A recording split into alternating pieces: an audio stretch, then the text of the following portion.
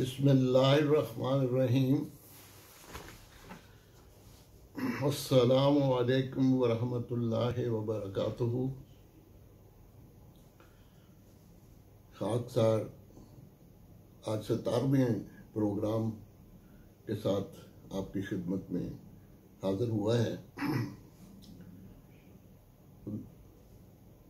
खाकसार ने जो भी अल्लाह ताला के अफ़ज़ाल हैं उसका गुज़श्ता किस्तों में ज़िक्र किया है। एक और ख़ास अल्लाह ताला का जो फजल मुझ पर हुआ और मेरे साथियों पर हुआ वो ये था कि जमात अहमदिया को 100 साल पूरे होने पर वो 1991 में कादियान के जलसा में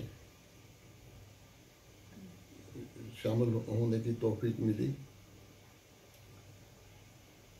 तो उस मौका पर